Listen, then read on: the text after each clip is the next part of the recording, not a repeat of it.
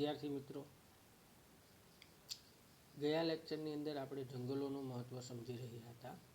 જંગલોનું મહત્ત્વ આર્થિક રીતે પણ ઘણું બધું છે અને પર્યાવરણની રીતે પણ ઘણું બધું છે.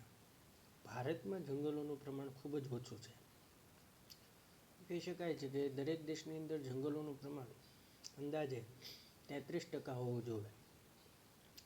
સૌથી વધુ જંગલ અંદમાન અને નિકોબાર દ્વીપ સમૂહમાં તેમજ મિઝોરમ, મણિપુર, ત્રિપુરા, અરુણાચલ પ્રદેશ રાજ્યોમાં આવેલા છે. જે પૂર્વના રાજ્યો છે, ખાસ કરીને એમાં એક ટાપુની વાત પણ કરી છે કે અંદામાન નિકોબાર દ્વીપ સમૂહમાં અને મિઝોરમ, મણિપુર, ત્રિપુરા, અરુણાચલ પ્રદેશ રાજ્યોમાં જંગલોનું પ્રમાણ વધુ છે. ઉત્તર પૂર્વના પર્વતીય ક્ષેત્રોમાં જંગલોનું પ્રમાણ 60%થી વધુ છે. ઉત્તર પૂર્વના પર્વતીય ક્ષેત્રોમાં ગુજરાતમાં તેના કુલ ક્ષેત્રના સ્ટેટ ફોરેસ્ટ ડિપાર્ટમેન્ટ 2017-18ના રિપોર્ટ અનુસાર 11.18% વિસ્તારમાં જંગલો આવેલા છે. ગુજરાતની આપણે વાત કરીએ તો 11.18%ના વિસ્તારમાં જંગલો આવેલા છે. રાષ્ટ્રીય વન નીતિ અનુસાર કુલ ભૂમિ ભાગના 33% વિસ્તારમાં જંગલો હોવા જોઈએ. સમગ્ર રાષ્ટ્રની વાત કરીએ તો રાષ્ટ્રના ક્ષેત્રફળની દ્રષ્ટિએ જોઈએ તો રાષ્ટ્રીય વન નીતિ અનુસાર શું કીધું છે? ભૂમિ ભાગના 33% વિસ્તારમાં ભારતમાં જંગલોનું પ્રમાણ લગભગ 23% જેટલું જ છે. ભારતમાં કેટલા છે? 23% જેટલા. વન સંરક્ષણ. આજે જંગલો ઝડપથી નષ્ટ થઈ રહ્યા છે. જે જોઈએ આપણે તો ખેતીલાયક જમીનો ઓછી થતી જાય છે, જંગલો ઓછા થતા જાય છે અને એની જગ્યાએ એમ કહીએ કે સિમેન્ટ કોન્ક્રીટના જંગલો ઊભા થતા જાય છે. એટલે કે ઉદ્યોગો, કારખાના સ્થપાતા જાય છે. આપણે શહેરની વસ્તી પણ જોઈએ તો શહેરની વસ્તી પણ ચારેય દિશાઓમાં ઝડપથી વધી રહી છે અને પરિણામે શહેરની બહાર એમ કહી શકાય કે અંદાજે 4-5 કિલોમીટરના એરિયામાં જે ખેતરો આવે છે એ ખેતરોની જગ્યાએ રહેણાંકી મકાનો વધતા જાય છે. ઘટતા જતા જંગલો વિશ્વની મોટી સમસ્યા બની છે. વન ઘટવાના ઘણા કારણો છે, જેમ કે માનવીની જમીન મેળવવાની ભૂખ, ઉદ્યોગો માટે માલ મેળવવા, ઇમારતી લાકડું મેળવવા, શહેરીકરણ વગેરેના લીધે જંગલો ખૂબ ઝડપથી ઘટી રહ્યા છે. ઘણા બધા કારણો છે. એક કારણ નહીં, એક કરતાં વધારે કારણો અહીંયા ભાગ ભજવે છે. વન ઘટવાના કારણો ઘણા છે, જેમ કે માનવીની જમીન મેળવવાની ભૂખ. માનવીની ભૂખ જે જમીનની છે કે એ પોતાની પાસે એમ કહી શકાય કે જરૂરિયાત પૂરતી જમીન હોય છતાં આર્થિક સ્થિતિ સારી હોય એટલે જમીન પાછળ ઇન્વેસ્ટમેન્ટ કરશે અને પરિણામે વધુ જમીન મેળવવા પ્રયાસ કરશે. નંબર 2, ઉદ્યોગો માટે કાચો માલ મેળવવા. આપણે જાણીએ છીએ વિદ્યાર્થી મિત્રો કે ઘણા બધા ઉદ્યોગો છે એ ખેતી આધારિત ઉદ્યોગો છે. તો ઉદ્યોગોનો કાચો માલ પણ ખેતીમાંથી મળે છે. એમ છતાં પણ આપણે જંગલોને નષ્ટ કરતા જઈએ છીએ અને જંગલોમાંથી જે કાચો માલ મળે છે, એટલે કે જે આપણે જંગલોનું પર્યાવરણીય મહત્ત્વ સમજી ગયા અને આર્થિક મહત્ત્વ પણ સમજી ગયા, એ મેળવવા માટે પણ જંગલો કપાતા જાય છે. ઇમારતી લાકડું આપણે જોઈએ છીએ કે આપણે જ્યારે ઘર બનાવીએ એમાં બારી બારણા અને અન્ય ફર્નિચર માટે આપણે લાકડાની જરૂર પડે છે. આ ઇમારતી લાકડું પણ આપણને જંગલોમાંથી મળે છે અને એ લાકડું મેળવવા માટે પણ આપણે જંગલોનો નાશ કરતા જઈએ છીએ. અને હમણાં મેં વાત કરી કે શહેરીકરણ એ વગેરેના લીધે જંગલો ખૂબ ઝડપથી ઘટી રહ્યા છે. જંગલોના આડેધડ વિનાશથી કેટલાક માઠા પરિણામો પર્યાવરણને ભોગવવા પડ્યા છે. જંગલોનો વિનાશ થાય તો એની અસર સીધી પર્યાવરણ ઉપર પડે. પર્યાવરણ ઉપર પડે એટલે સીધી માનવ ઉપર પડે અને એના માઠા પરિણામો પર્યાવરણ પર કેવા પડ્યા છે? તો પહેલું કે પ્રદૂષણમાં વધારો થયો છે. જંગલો પહેલાં પ્રદૂષણ ઘટાડતા. જંગલો જે છે એ હવાની અંદર જે તત્વો એવા હોય કે જે તત્વોના કારણે હવાનું પ્રદૂષણ થાય છે એને શોષી લેતા. પણ જંગલો ઘટવાથી પ્રદૂષણની માત્રા વધી ગઈ છે. બીજું, વરસાદનું પ્રમાણ ઘટ્યું છે. વરસાદે તમે જોઈ શકો છો કે દર 3 વર્ષે એક વર્ષ એવું હોય છે કે જ્યારે સૂકો દુકાળ પડે છે. આનું પાછળનું કારણ પણ જંગલો છે. જો જંગલો ઘટી ગયા છે એટલે વરસાદ ઓછો થાય છે. જંગલો વધારે હોય, વનીકરણ હોય તો વાદળોનું ઘનીભવન સારું થાય અને વાદળો સારો એવો વરસાદ આપે છે. પછી દુષ્કાળ, જેની હમણાં જ મેં તમને વાત કરી કે દર 2-3 વર્ષે એક વર્ષ એવું આવે છે કે જ્યારે પાણીની અછત સર્જાય છે. એટલે સૂકો દુષ્કાળ પણ પડે છે અને લીલો દુષ્કાળ પણ પડે છે.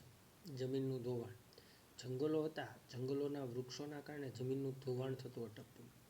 પરિણામે જમીનની અંદર જે પોષક તત્વો હતા એની માત્રા જળવાઈ રહેતી. પરંતુ હવે જંગલો ઘટતા જતાં જમીનનું ધોવાણ વધતું જાય છે અને જમીનની અંદર રહેલા જે પોષક તત્વો છે એ પણ ધીરે ધીરે નષ્ટ થતા જાય છે. નિરાશ્રિત વન્ય પશુઓ અને તેમની ઘટતી સંખ્યા, જે એમ કહી શકાય કે જંગલો જ એમના રહેઠાણો છે, જંગલો જ એમના આશ્રય સ્થાનો છે, એવા પશુઓ અને પક્ષીઓની સંખ્યા એમ કરીને ખાસ કરીને ઘટતી જાય છે. વૈશ્વિક તાપમાનમાં વધારો, ગ્લોબલાઇઝેશન, એટલે કે આપણે જોઈએ છીએ કે અત્યારે આપણને ઘણી બધી ઋતુ અનુભવાય છે. ખાસ કરીને એમ થાય કે જે તાપમાન છે, વૈશ્વિક તાપમાન, એમાં પણ વધારો થતો જાય છે અને એની અસર માનવના સ્વાસ્થ્ય પર પડતી જાય છે. પ્રાકૃતિક સૌંદર્ય નાશ પામવું વગેરે. ભારતીય બંધારણમાં વનો, સરોવરો, નદીઓ, વન્ય પ્રાણીઓ સહિત કુદરતી પર્યાવરણનું સંરક્ષણ કરવાની અને તેની સુધારણા કરવાની તથા જીવો પ્રત્યે અનુકંપા દર્શાવવાની નાગરિકની મૂળભૂત ફરજ છે. પ્રાકૃતિક સૌંદર્ય નાશ પામેલ છે, કારણ કે જંગલો છે એ બધા કુદરતના સૌંદર્યના નમૂનાઓ છે. જંગલો નષ્ટ થાય એટલે પ્રાકૃતિક સૌંદર્ય પણ નાશ પામે. અને ભારતીય બંધારણની અંદર એક એવી ફરજ દર્શાવવામાં આવી છે કે વનો, સરોવરો, નદીઓ, વન્ય પ્રાણીઓ સહિત કુદરતી પર્યાવરણનું સંરક્ષણ કરવાની અને તેની સુધારણા કરવાની તથા જીવો પ્રત્યે અનુકંપા દાખવવાની દરેક નાગરિકની મૂળભૂત ફરજ છે. વન અને વન્ય જીવોને કાયદા દ્વારા પણ રક્ષણ પૂરું પાડવામાં આવ્યું છે. તેમાં સજાની પણ જોગવાઈ કરવામાં આવી છે. આપણે જાણીએ છીએ કે અત્યારે કોઈ પશુ પક્ષીનો શિકાર કરવો એ ગુનો બની જાય છે અને કાયદા દ્વારા પણ એને રક્ષણ આપવામાં આવેલું છે. અને જો એવું કરવામાં કોઈ વ્યક્તિ પકડાઈ જાય શિકાર કરવામાં, તો એને સજાની પણ જોગવાઈ કરવામાં આવેલ છે. વન સંરક્ષણના કેટલાક ઉપાયો આ મુજબ છે. નંબર 1, પર્યાવરણ શિક્ષણ અને પર્યાવરણ જાગૃતિ લાવવાથી વન સંરક્ષણ કરી શકાશે. પર્યાવરણ શિક્ષણ અને પર્યાવરણીય જાગૃતિ લાવવાથી વન સંરક્ષણ કરી શકાશે.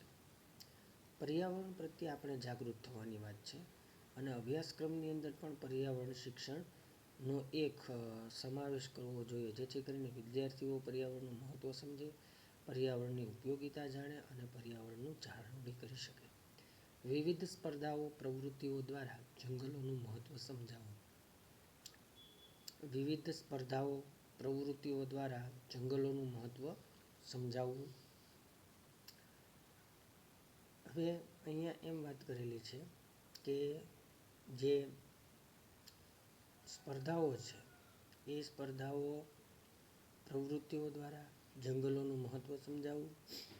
જંગલ ખાતાના કાર્યક્ષેત્રને ગુણવત્તાસભર બનાવવું. જે જંગલ ખાતાનું કાર્યક્ષેત્ર છે એને ગુણવત્તાસભર બનાવવાનું છે.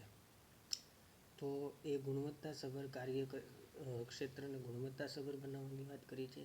એટલે કે જંગલ ખાતું એનું કાર્ય સારી રીતે કરી શકે એની માટે અદ્યતન એમ કહી શકાય કે વ્યવસ્થા ઊભી કરવી અને એની કાર્યક્ષેત્રની ગુણવત્તામાં પણ સુધારો લાવવો. પડતર જમીન હોય ત્યાં વૃક્ષારોપણ કરવું. જ્યાં જમીન વર્ષોથી પડેલી હોય, એટલે કે એમ કહી શકાય કે એ વણ વપરાયેલી હોય, એ કોઈ ઉપયોગમાં ન આવતી હોય, એવી જમીન જ્યાં હોય એ પડતર જમીન પર વૃક્ષોનું વાવેતર કરવું અથવા વૃક્ષારોપણ કરવું. શાળામાં ઇકો ક્લબની રચના કરી વિવિધ પ્રવૃત્તિઓ કરાવી.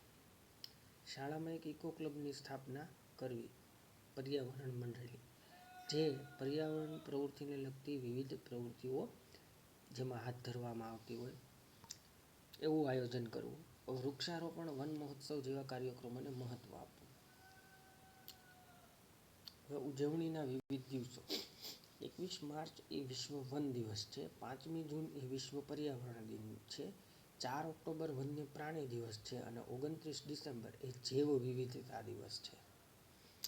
અહીંયા પર્યાવરણને લગતા વિશેષ દિવસોની પણ જાહેરાત ભારત સરકાર દ્વારા કરવામાં આવી છે, જેને આપણે એમ કહી શકીએ કે વિશ્વ વન દિવસ તરીકે 21 માર્ચ ઉજવવામાં આવે છે, જેને સંયુક્ત રાષ્ટ્રોએ ઘોષિત કરેલ છે. 5મી જૂન વિશ્વ પર્યાવરણ દિન એ બી એમ કહી શકાય કે સંયુક્ત રાષ્ટ્ર સંઘ દ્વારા ઘોષિત કરવામાં આવી છે, જ્યારે 29 ડિસેમ્બર અને 4 ઓક્ટોબર એ ભારત સરકાર દ્વારા વન્ય પ્રાણી અને અનુક્રમે જૈવ વિવિધતા દિવસ ઉજવવામાં આવે છે. હવે વન્યજીવ સંસાધનની વાત કરીએ. ભારતનું વન્યજીવન વૈવિધ્યસભર છે. આપણે જોઈએ છીએ કે ભારતની અંદર ઘણા બધા પ્રાણીઓ અને પક્ષીઓ જોવા મળે છે અને દરેક જગ્યાએ એમ કહી શકાય કે અલગ અલગ પ્રાણીઓની જાતો આવેલી છે. વિશ્વના વિવિધ જંતુઓ અને અનેકવિધ પ્રાણીઓની પ્રજાતિ ભારતમાં અસ્તિત્વ આવેલી છે. બરાબર. પક્ષીઓ અને માછલાની પ્રજાતિમાં પણ ઘણું વૈવિધ્ય જોવા મળે છે. પક્ષીઓ અને માછલાની પ્રજાતિમાં પણ ઘણું બધું વૈવિધ્ય જોવા મળે છે. સરીસૃપો, સસ્તન વર્ગના અને ઉભયજીવી પ્રાણીઓમાં ભારે વૈવિધ્ય જોવા મળે છે. સરીસૃપો અને સસ્તન વર્ગના.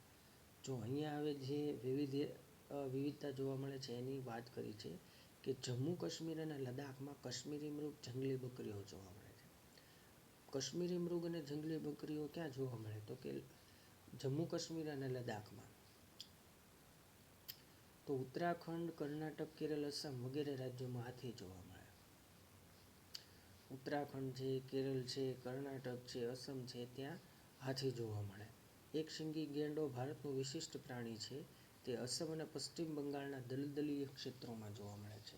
એક શિંગી ગેંડો જે ખાસ કરીને અસમ અને પશ્ચિમ બંગાળ એટલે કે કલકત્તા, આમ આપણે કલકત્તાને પશ્ચિમ બંગાળમાં આવેલી એની રાજધાની તરીકે ઓળખીએ છીએ, તો એ પશ્ચિમ બંગાળ રાજ્યની અંદર દલદલીય ક્ષેત્રમાં જોવા મળે છે.